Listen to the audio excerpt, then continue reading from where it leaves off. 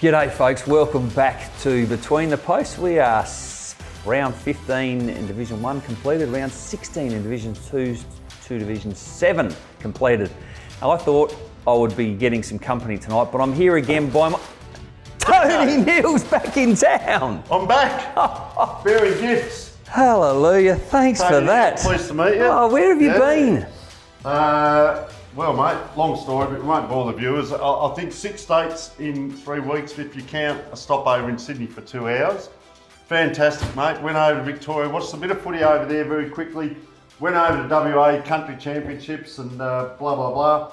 And then, Sean, the cowboy has produced. Where's? Crocodile Dundee.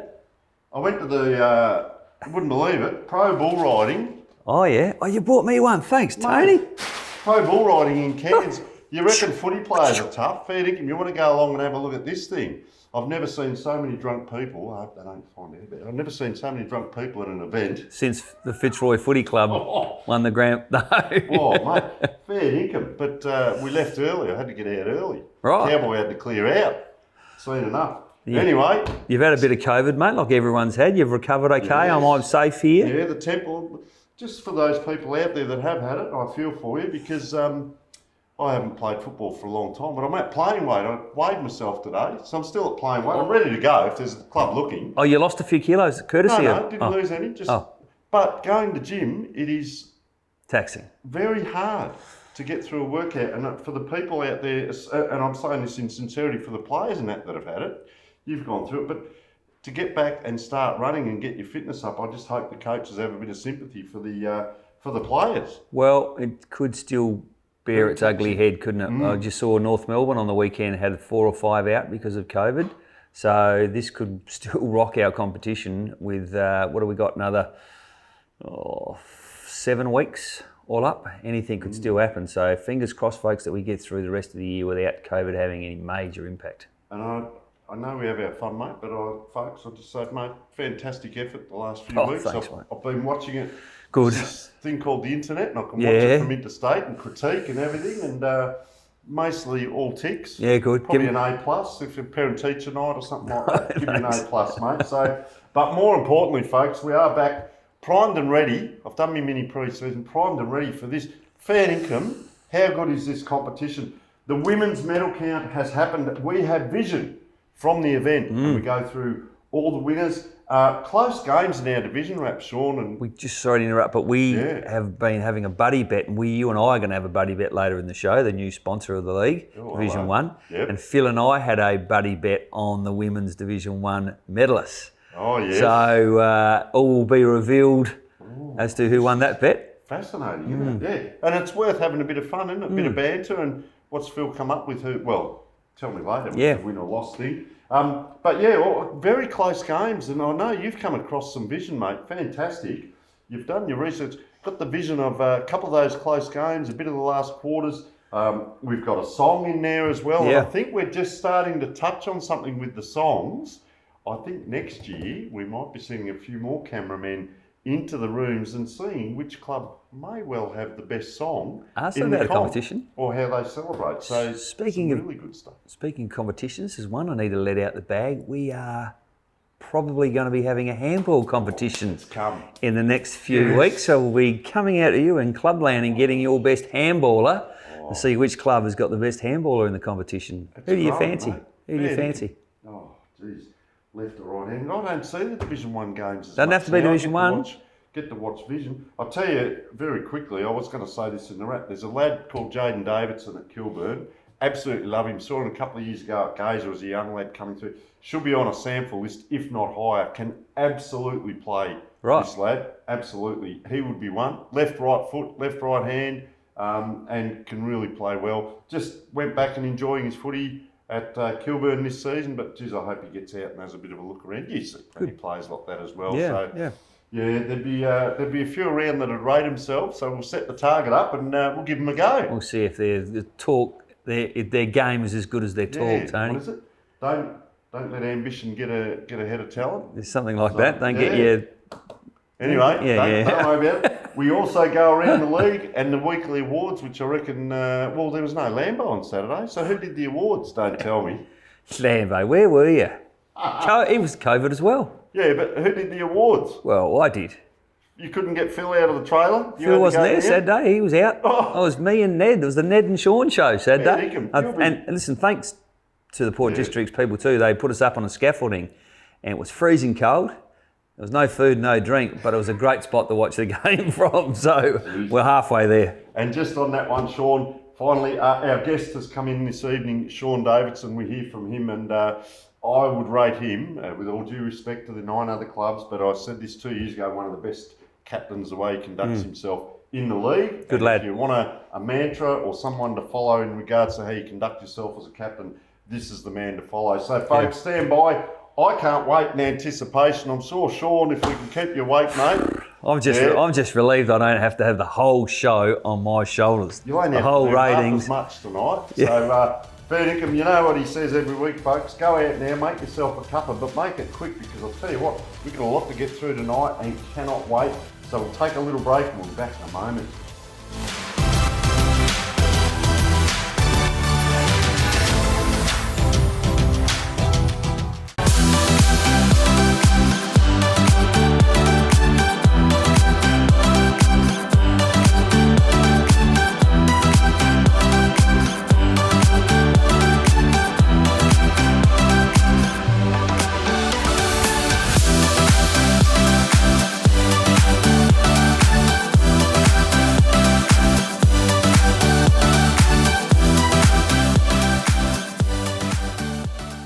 Welcome back, folks. We're going to do the Division 1 review now from Saturday, and joining me is the skipper of the Port Districts Football Club, Sean Davidson. How are you, mate? Very good, thanks for having me. Pleasure to be here. Thanks for coming in. Let's get the hard questions out the way first of all, mate. Sean, S-E-A-N? Yes, That's fine. correct way. Beautiful. Irish? The only way. Yes, Irish. Same as me. Fantastic.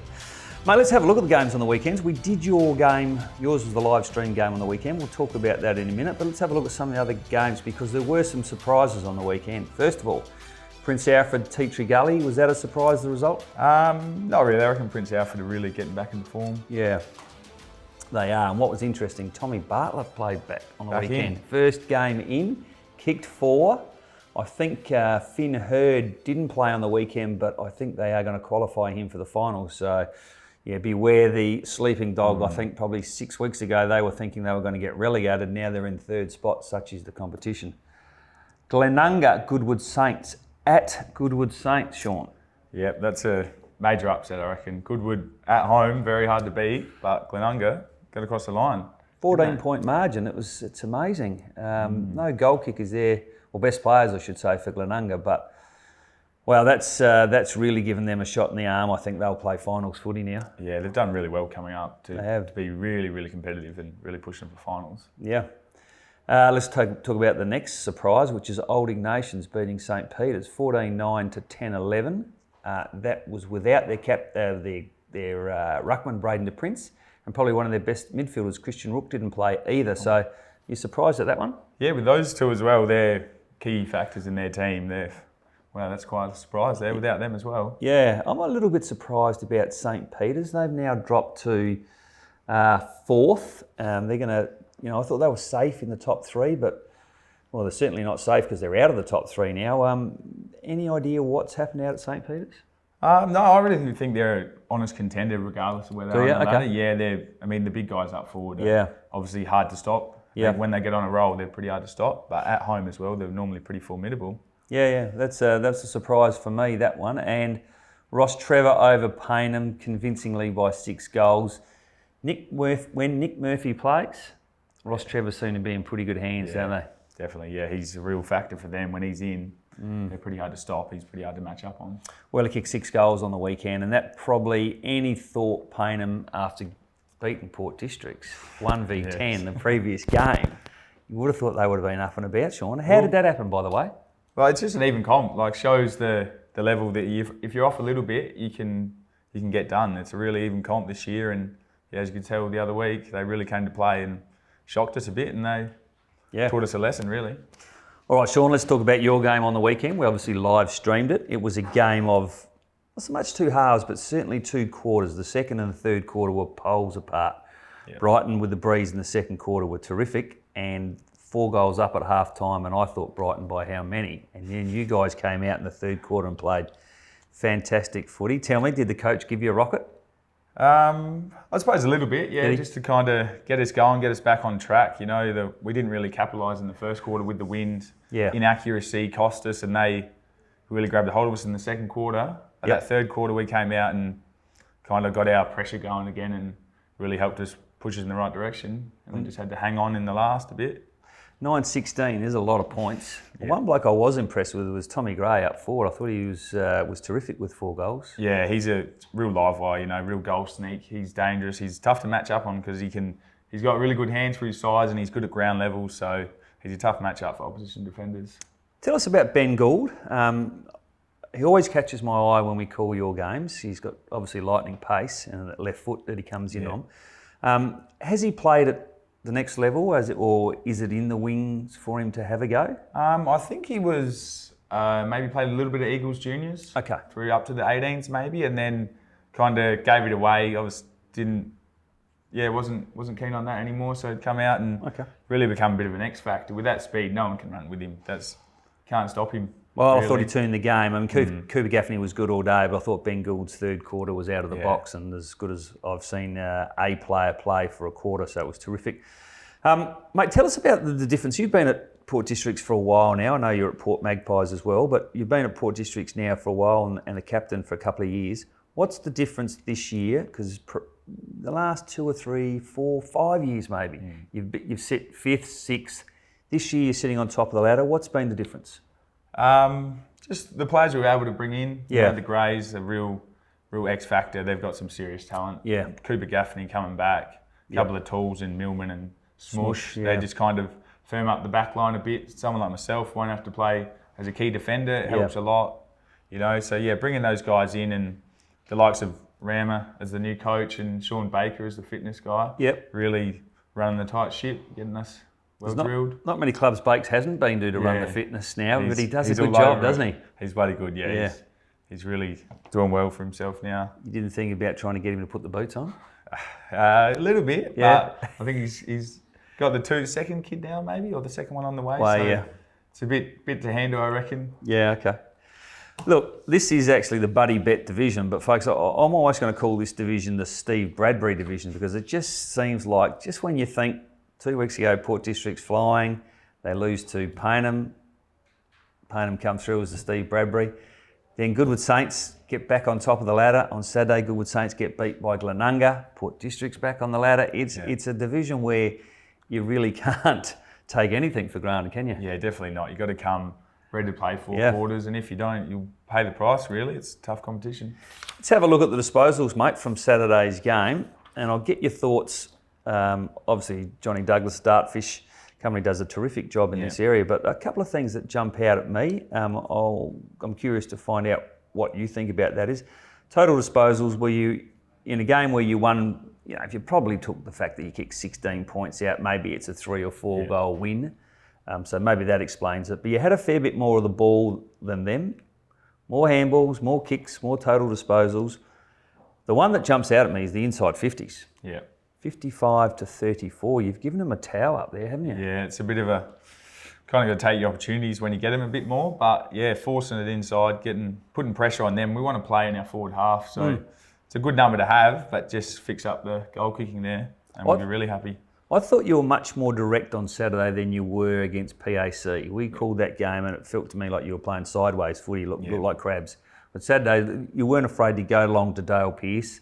And he's a good kid. He's going to get better and better the more opportunities he gets. But has there been any change in the game plan at all? Or is that the style of game you want to play, a longer direct football game? Or are you actually trying to free some space up?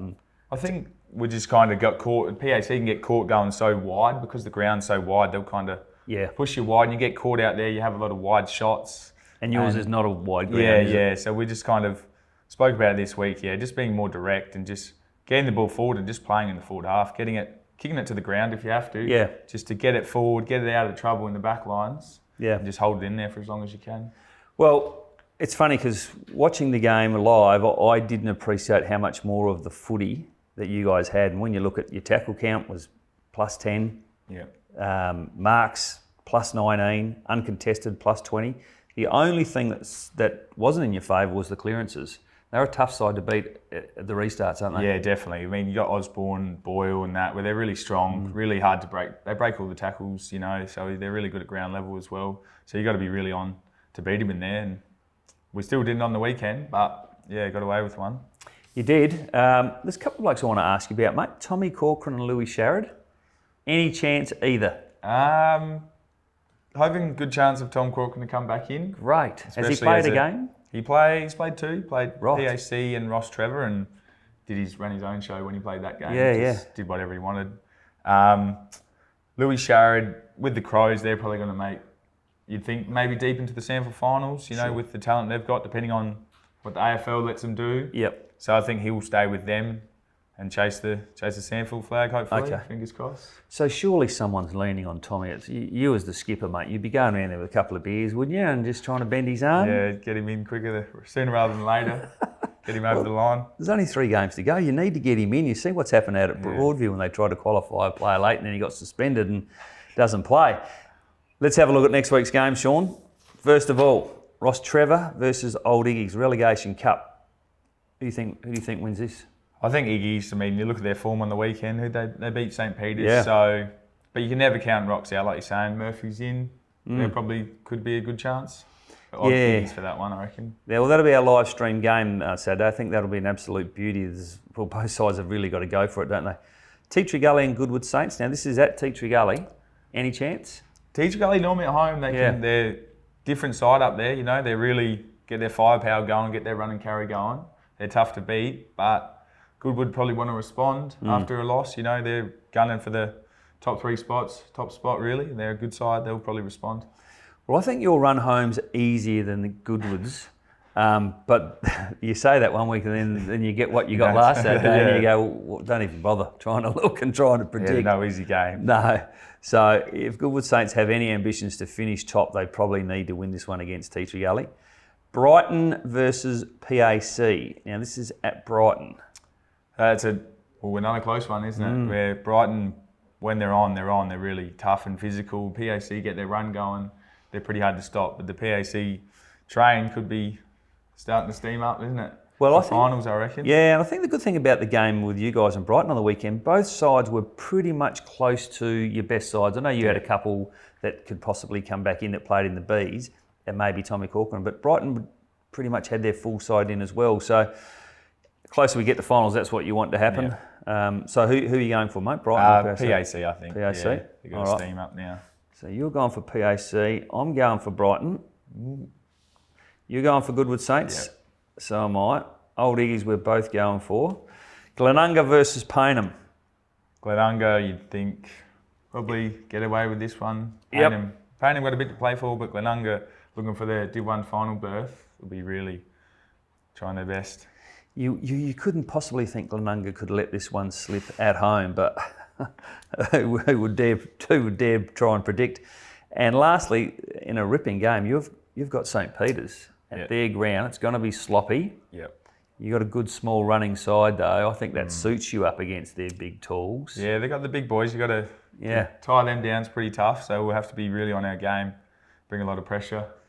They're a good side. They're a very good side. So who are we going for? Port Districts? Hopefully Port Districts. Right, just get over, I reckon. so am I. So Fingers crossed. The only game we have different is Brighton, who I'm going for, and you're going for PAC, and we'll have a schooner on that next time we call your game, mate. And just by the way, there's a couple of Port Districts boys who owe me schooners, Gaffney's in particular. Oh, good luck. Short arms. Now, one thing I need to ask you about, mate, is every time I speak to anyone about Port Districts about what they do for a living, every single one of them is a shift worker.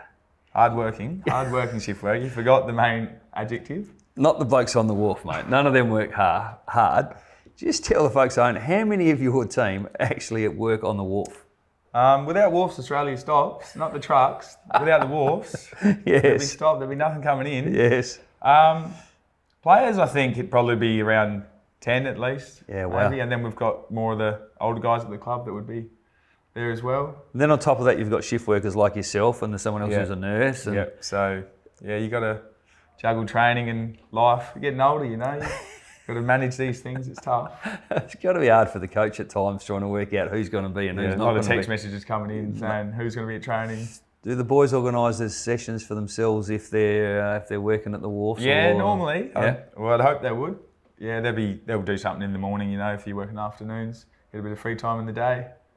Well, it would certainly be an ongoing challenge down at Port Districts, but for a club that has been out of the five for a while or thereabouts, it's terrific to see a couple of different clubs, Glenunga pushing in, Port Districts at the top of the ladder. It all bodes for a particularly good final series. We're still 3 weeks away, but thanks for coming in, Sean. Enjoy your Archie's thongs. Pleasure. Thank you very much. Good to be here.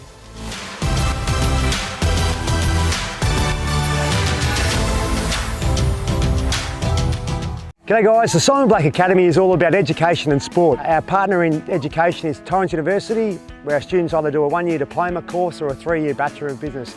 Around that we run a football and athletic program based here at Norwood Oval, and it's all about trying to develop and take our students' game to a new level. Around that also, our third pillar, besides education and football, is personal development. If you want to get involved, check out our website, which is simonblack.com.au.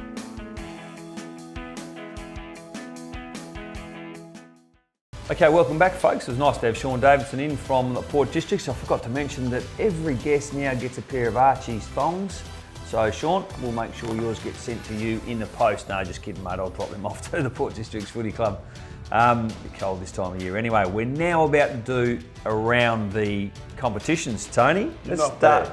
What? You'll be in for a frothy there, won't you? You won't get out. They're that comfortable, fair income, you sleep in them. They are good thongs. I do. Yeah. Division 7, mates, the CMAX division. What have you got? What took your eye? CMAX Clinical Research. Well, O'Sullivan's Beach Lonsdale had a 36-point win over Mawson Lakes.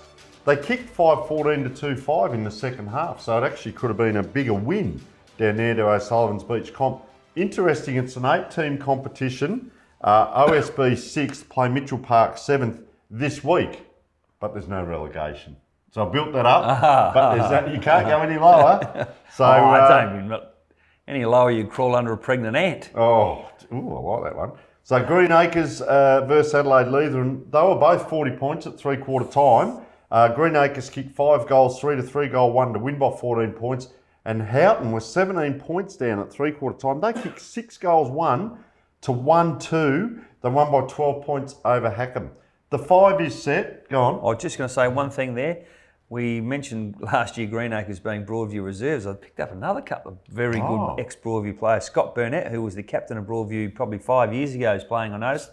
And Mark Kemp also played and kicked goals on the weekend. So they have been a good recruiting zone for them. I'm going to get away more often. The amount of stuff that you're picking up now, it's fantastic. I haven't been able to do any work. Jeez. 5 teams. The 5 is set. But have a listen to this. Green Acres, Houghton, Adelaide Lutheran, Hackham and Flinders Uni. And good on Flinders Uni. They're pretty excited down there to be playing finals. But this week, and we'll have a quick discussion around this, Green Acres on top play Hackham in 4th place. Adelaide Lutheran in 3rd place play Houghton in 2nd place. I've got a theory that leading into the finals, because this is their last round this week, it's no good playing the bottom teams and having a soft game to come in. I'd rather have a good hard game against stiff competition and really push yourself to your maximum. Yeah, I agree wholeheartedly, particularly if you can get through without any injury. That's always the concern, isn't it? But absolutely, that's better preparation. So 4 of the 5 teams there have a great lead in. How'd you go with Division 6? Who's Sean? the sponsor of Division 6, Tone? It's written right there in the paper. Yeah, I know. I've got the wrong page. It's the O'Neill Sportswear Division. Oh, there you go. It's up here. Well, you need that this time of year. Trinity Old Scholars, yes. 29-14, took care of Brahma Lodge. What caught my eye? Barilla kicked 9 goals and Matters kicked 6 and Puvagil, I hope I got that name right, 5. Marion, look, all games in this division went as you would expect. Marion took care of Ingle Farm, massive win, 23 goals to 3. O'Day kicked 7, Cavallo kicked 4. West Croydon 15-12 beat Fitzroy 9-8, so it was pretty quiet around your place Saturday night. You probably weren't even there. You're probably still away. Can't remember where I was.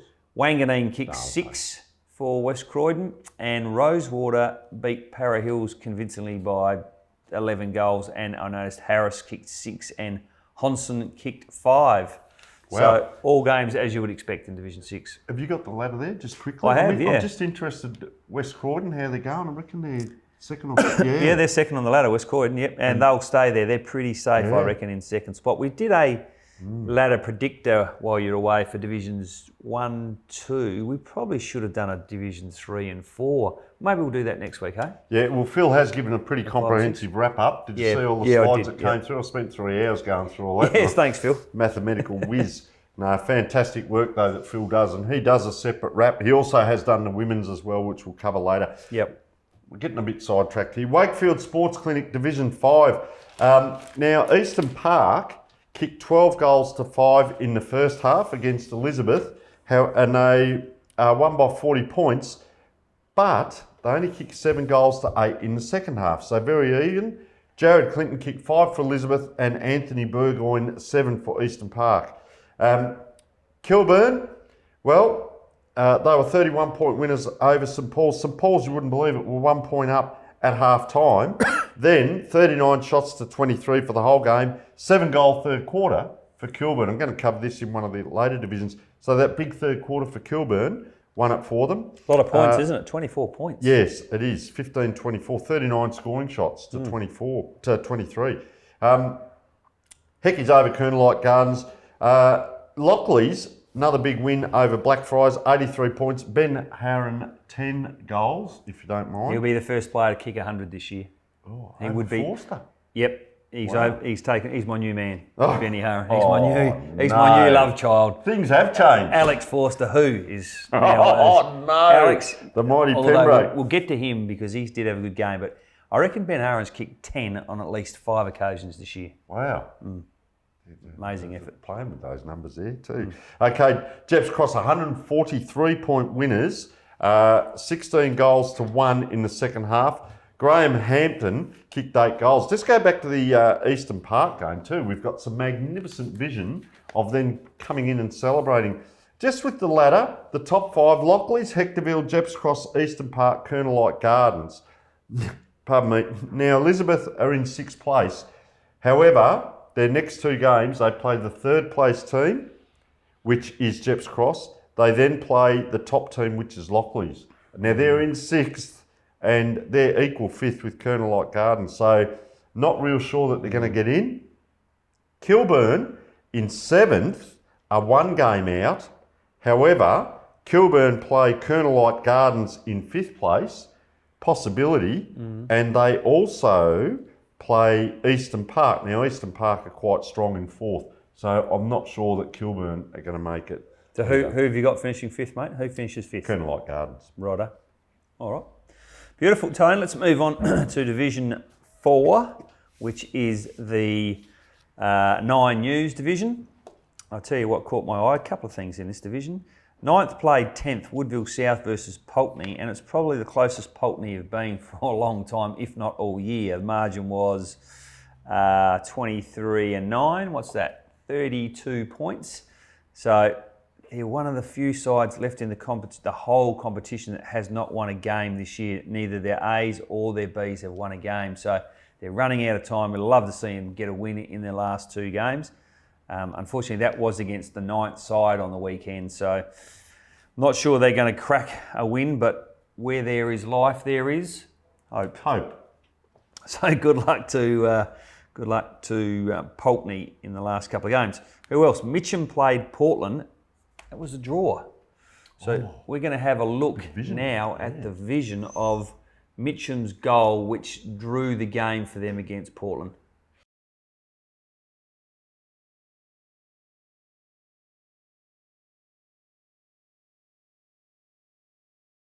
And you can see it's pretty exciting scenes there at Mitcham.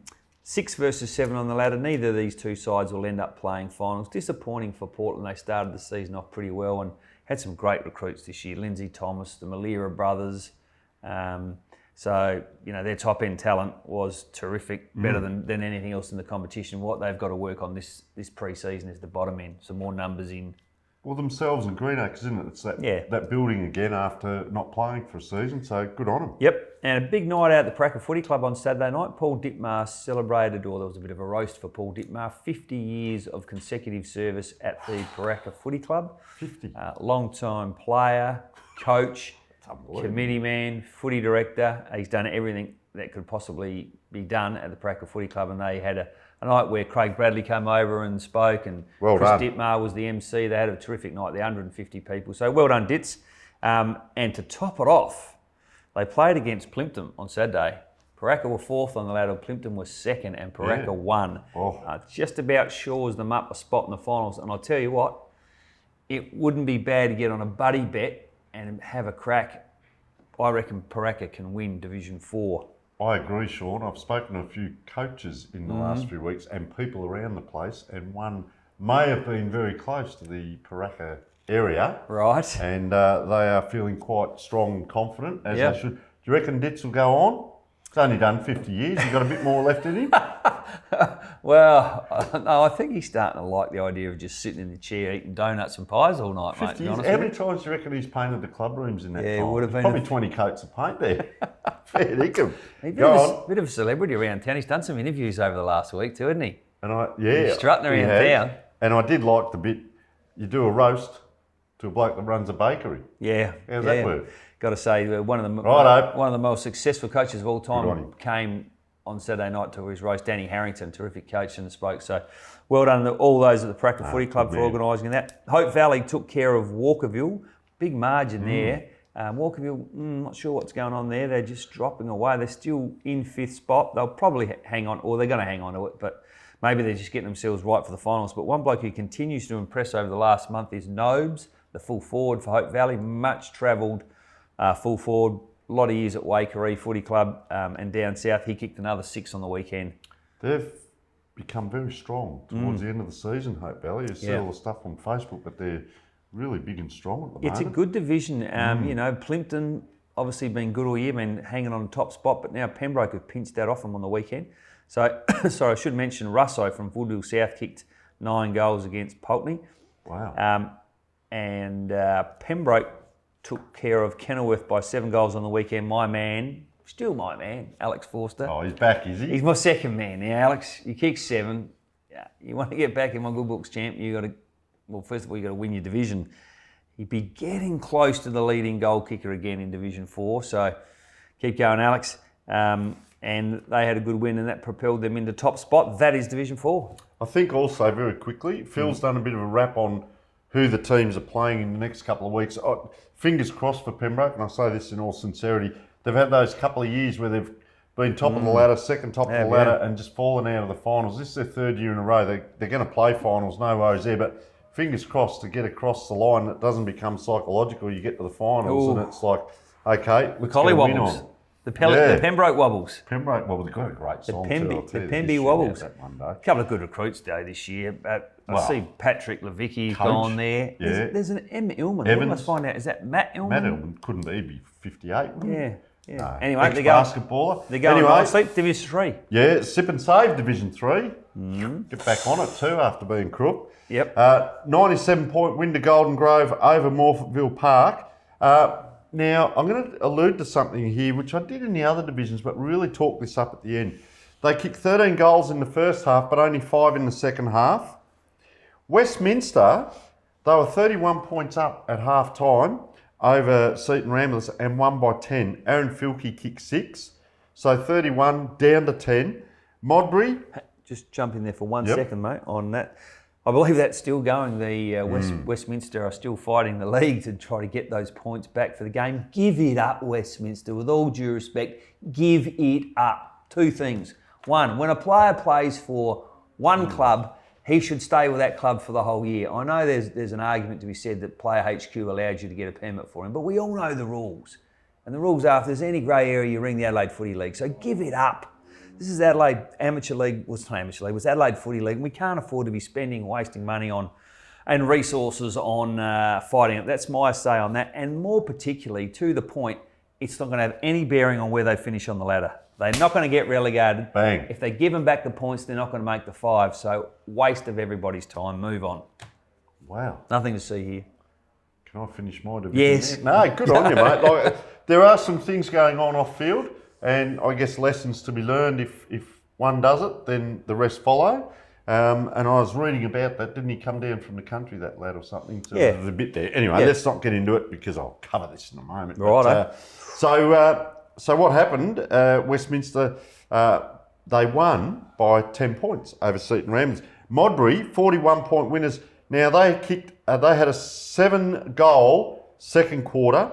Liam Verity kicked 5 goals. They won over Flinders Park, but the 7-goal second quarter really was the tail of the game. 41-point winners. So one quarter they win comprehensively.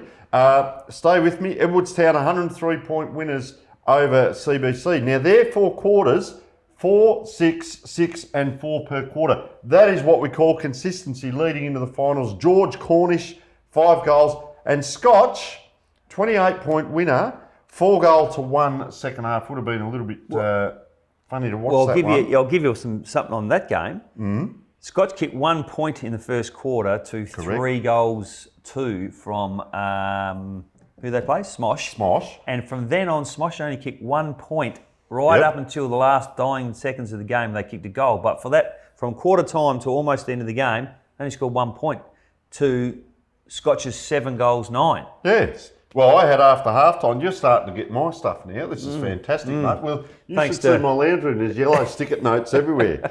A brilliant mind, they call it. Well, some do. So what we're alluding to, coming into the finals, there's a couple of discussion points. You see Edwardstown have won 4 quarters. This goes through a couple of divisions. Are you winning 4 quarters? What troubles me are the teams that 13-goal first half and a 5-goal second half for Golden Grove. Did they take their foot off the pedal? Are you only winning half a game of football? Yes, 2 quarters will get you across the line, but it's not a good preparation. And then is 1 enough to win? So, as I said, Modbury, who aren't looking too bad, but they have a 7-goal second quarter, but can't produce throughout the whole game. So it's an interesting one, Sean. Just a couple of clubs maybe getting a bit shaky leading into the finals, and some are looking super strong. Or you're pushing Edwardstown's barrow. Have you also mentioned the young kid who played for Scotch on the weekend, son of Andrew Obst and Juliet Haslam? That was Jed Obst. Now he's been playing at West Adelaide in the reserves all year. He played 2 games early in the season for Scotch. That's how he was able to come back, not like the Westminster scenario. Played on the weekend when there was a bye. Best player on the ground.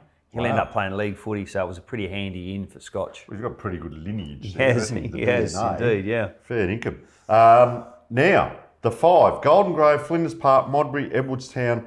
Wait for this. Scotch in 5th position, played 16, won 6, lost 10. Smosh, they were in 5th. Smosh are in 6th, played 16, won 5, lost 10. Now, here's a little bit of fun we have with it. 6th place Smosh, they're 1 game out. They need to win both games, and it's not good just to dribble into the 5. But I often say, you've only got to get there. The finals start again. So, Smosh Westlakes, they play Modbury. Here's the trouble. They play Modbury, who are 3rd on the ladder and looking good. And they also play Seton Ramblers. Now, Seton Ramblers down in 8th. That could be the 1 win that they'd need. Yep. They need to win 2. Scotch in 5th place, maybe playing finals. Same thing. They play Modbury 3rd. So that is a huge game for them if they drop that. They then play CBC, who are bottom of the ladder. So that's probably going to get them in. Interesting, the percentage is better by Smosh, and even Westminster, we just alluded to what happened in 7th place. Smosh's percentage is better, but you'll see with Westminster, they've got a better percentage. What happens when you lose points? You only lose points. You don't lose percentage, and you don't lose your... No, they lost. Their score was wiped. Their score was wiped as well. I'm misreading that then. If I've done that ladder prediction right last week, they finish on 5.5 wins. What are they on now, Westminster?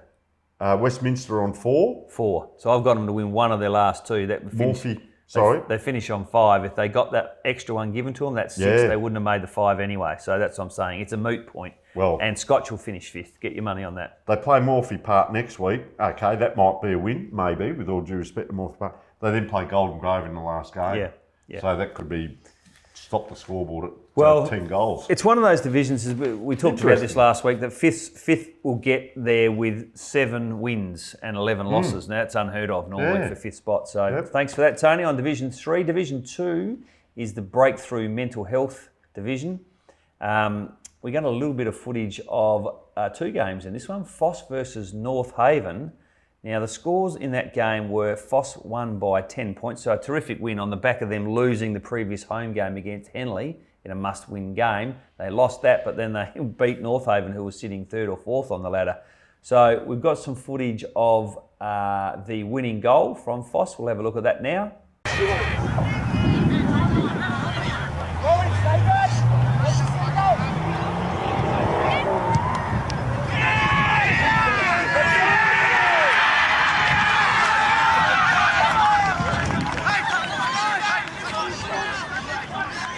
And for Foss, Papatolis kicked 3. Matty Jacquia didn't play, which is interesting. Declan Grant kicked 3. So a really good win for Foss Camden there. Unley Mercedes Jets beat Gazer. No real surprise there. Gazer, are probably they're getting relegated. Yep. So it's between Unley and Adelaide Uni. So Unley win. Didn't expect Adelaide Uni to beat Broadview. I had the Division 2 predicted Broadview to finish top. Well, they won't finish top unless Sacred Heart fall over.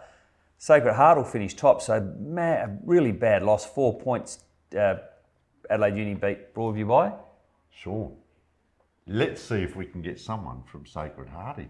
Well, we have got someone. Infiltrate. We have got someone coming, and some breaking news on that one was Jesse White was offered from Broadview 2 games last week. They went to the tribunal and he got 3, so he won't play any games, let alone finals, for Broadview. So what did he play? He played 2 games. Yeah. You call that a season, I suppose? Yeah. I don't know. So a massive win Adelaide Uni, and that keeps the relegation. Wow. That battle between them and Unley alive. They've got a game. I think they play each other this week too, so it'll be a massive game. They're the games. Yeah, and we talked about Division 1. There's the relegation cup between Ross Trevor and Old Ignatians. What else caught our eye, Tone? Salisbury North beat Henley. Henley kicked 6 goals, 17. I know you bang on about bad kicking, it's bad footy. Well, that's bad kicking and then that's bad footy. And on the back of them beating Foss the previous week, looking good for 5th spot, or 4th spot, well, that was a bad loss. So well done to Salisbury North. They got up by 2 points. And we have a little bit of footage I should have mentioned about the Adelaide Uni Broadview winning goal to Adelaide Uni. We'll just revisit that now. And the last look at that. And that is it for Division 2. Very comprehensive, isn't it? All right, folks. That means long-winded. Yes. Yes. Well, I tried to wrap it up and sound articulate and how I sold it to our beautiful, magnificent people viewing. They probably need to go and have a little break right now. Please, yes. And we'll be back with more. I'll tell you what, refreshed. When we're back, we'll be back with more after the break, folks.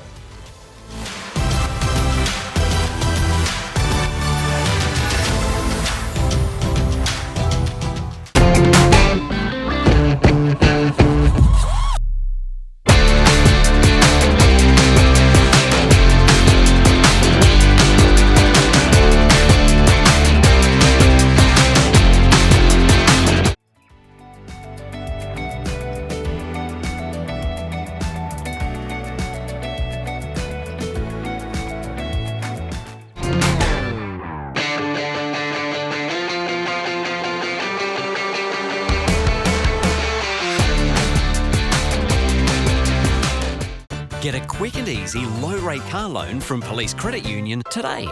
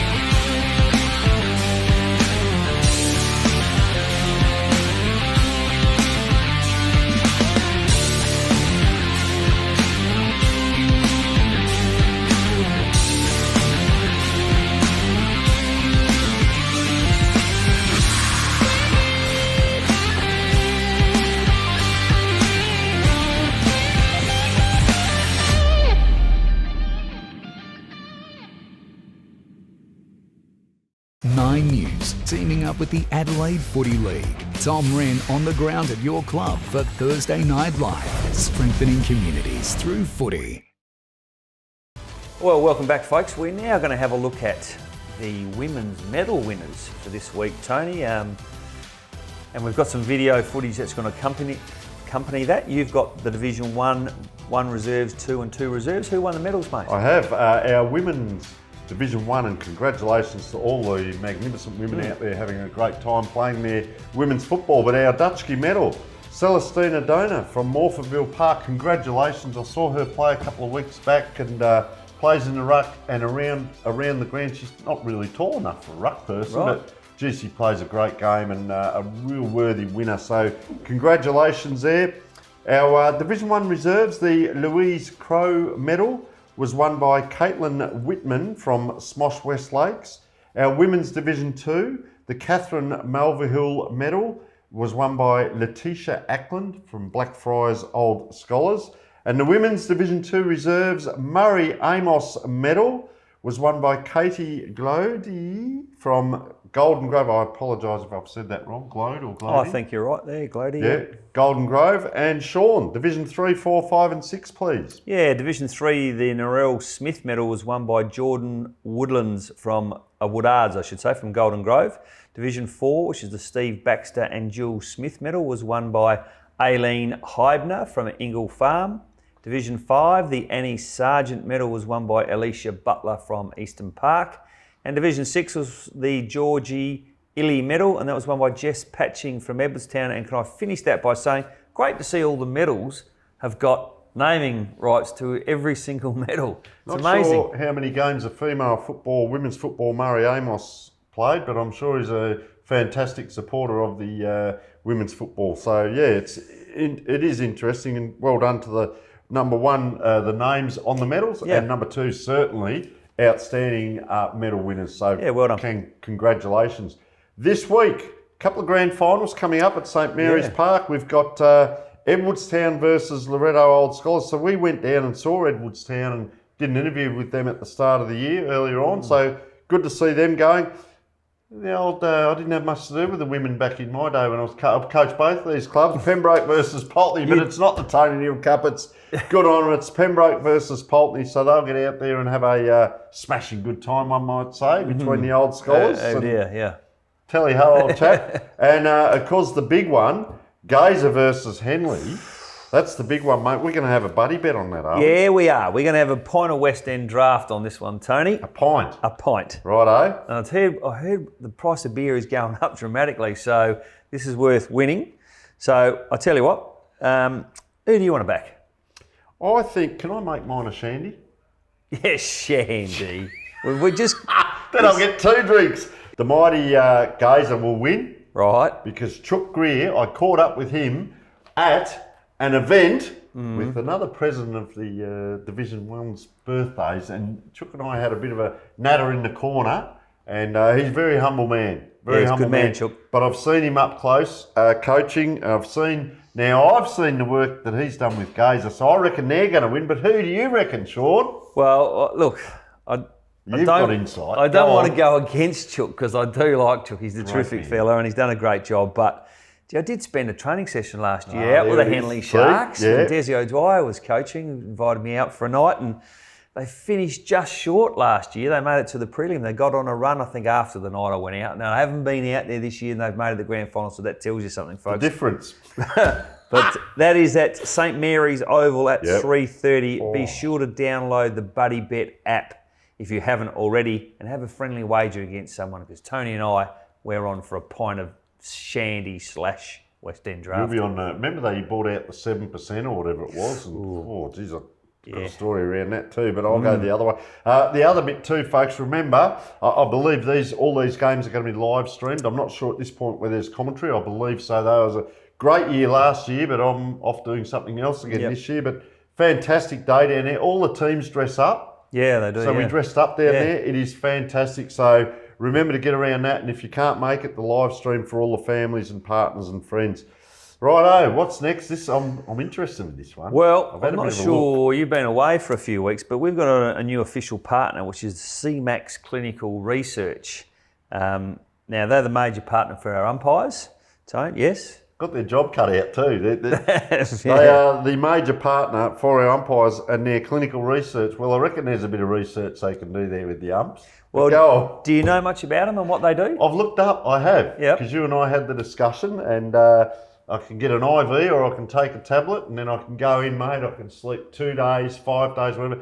They feed you, they water you, they do just about everything for you, I believe. Well, I can tell you from first-hand experience, I volunteered twice for the CMAX because it pays extremely. It's a very, very good part-time job, and you know I don't mind $1. Yeah. And the unfortunate part of it was I was deemed to be not healthy enough to conduct.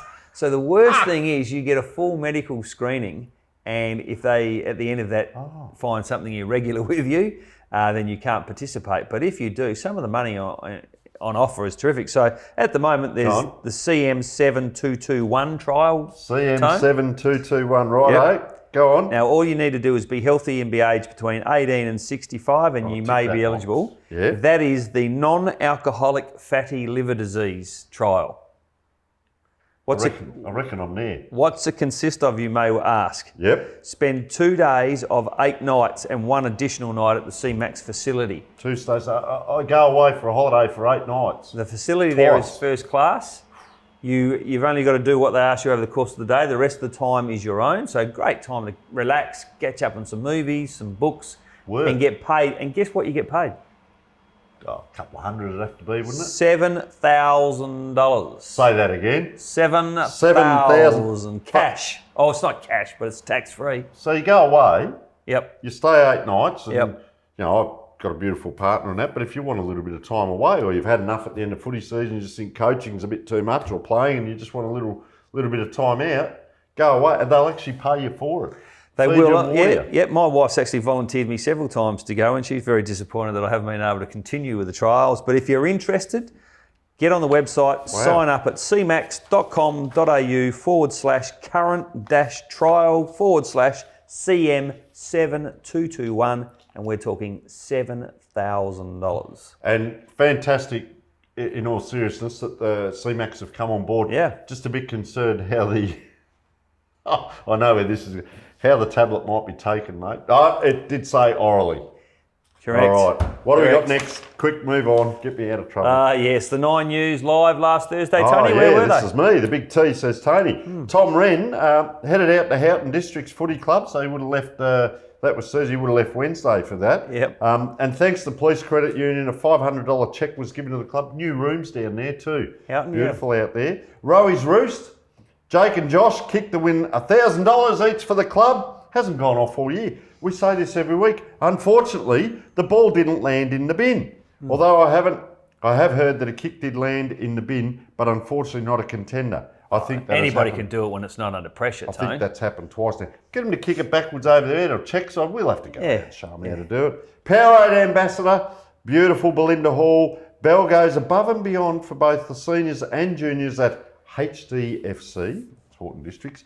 She's highly motivated and dedicated committee member with a passion for ensuring our club is a welcoming environment for members and visitors alike, and fantastic to see the volunteers getting out and doing this type of work, because we wouldn't have a league without it, mate. Yeah, no, terrific. And that was last Thursday. This Thursday, keep an eye on our socials, because the 9 News live club visit will be out to Hope Valley.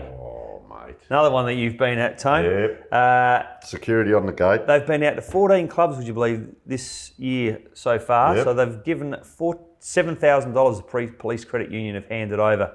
So thanks to those guys. What a great partnership we have with them. 2 more visits to go. It's Hope Valley, then it's Broadview, but it's Hope Valley this Thursday. Fantastic effort there. Mate, tell us about the awards. The awards the this awards week. on the weekend. Yep. Ben Gould, the wingman from Port Districts, won the Buddybet Division 1 Best on Ground and Powerade Player of the Day. So well done to Ben. Cooper Gaffney won an award, and Tommy Gray, the little forward, kicked 4 as well. I was trying to think of a little nice word to put in there. Little, what do you call the little forwards that kick goals? And Dynamo. Yeah, the Dynamo. Listen. Tommy Gray, beauty is. Saw his old man as he came out of the game, and his mate set me up a little bit, because we're on the scaffolding. Funny story this. Well, I think it's funny. We had to film from the scaffolding, and as we came down the scaffolding, I had been waxing on about Ben Gould, and I got down and the 3 old blokes, oldish blokes, said, "Oh, who'd you give best player to?" And I said, "Oh, Ben Gould." And they went, "Yeah, he was really good." And they said, "Who else?" And I said, "Yeah, well, I thought Tommy Gray was really good." I didn't recognise Tom's dad, Grubb, who's a well-known identity in the western suburbs. He was amongst the 3 of them. And they went, yeah, I'm not sure it was his best game. I think they were trying to set me up. And I said, no, it's the best game I've seen him play. So you didn't get me there, boys. Good game by Tommy Gray on the weekend. Last time you were down there, you awarded a Best Player award, and then you went in and it was a beer was purchased for you, I believe. Very nicely done. Mr. Gaffney, was it? Oh, yeah. No, now, I do owe you a beer, Pete. The 3 of them, you could have ended up sloshed. Yes. And I do admire, we have a bit of fun with this, folks, but no Lambo this week. No. So you had to run. The guy that won it was the wingman. How'd you go chasing him up around the ground? Fair dinkum. It wasn't easy. He's a ripper, Ben Gould. So well done. We should try and get the whole Gaffney boys in one night for a whole chat. Try to get the Schwarz boys from Flinders Park, but I think they're a bit nervous of the cameras. Yeah. We might try and get Coop, Mitch and Jack Gaffney in before the finals. Did he play at Port? I think Pete played at Port Districts, actually. Port Districts, Yeah. Yep. All right, Mark of the Week, mate. Who have you got that went there? to Mark McCullum from Eastern Park, was a ripper, and he won the $100 Bianco Construction Supplies voucher. And the goal of the week was Jake Mazzoni from the Hectorville Footy Club. Well done to him, and thanks to 5AA and Sip and Save. Fantastic. Well, I reckon that might be the wrap-up. There's something we're going to discuss at the end. I'll tell you what, go and have a quick break. We'll have a quick chat at the end. Yeah, I don't know. I don't want it to be over, Sean. I don't know if I'm more exhausted doing this show by myself or when I'm with you, Tone, to be honest with you. All right, folks, have a quick break. It has been an absolute ripper. Geez, I'll tell you what, a lot of vision we've gone through tonight as well. But I don't want to go home yet, so we'll discuss a little bit more and then we'll let the people just nod off. At peace. Fantastic.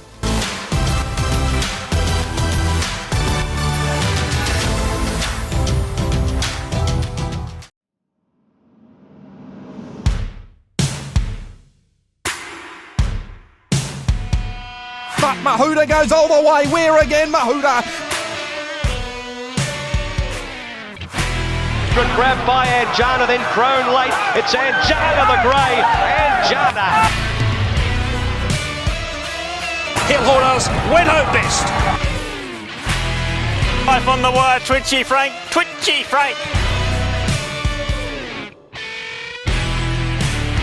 Classic legend, Wild Planet kicking back, Crone dashing through, will beat the lot of them, Crone!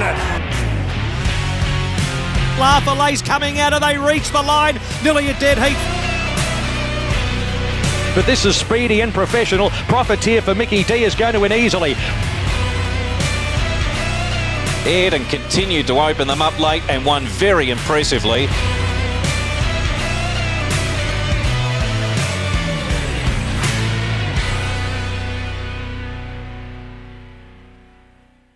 Righto, folks, welcome back.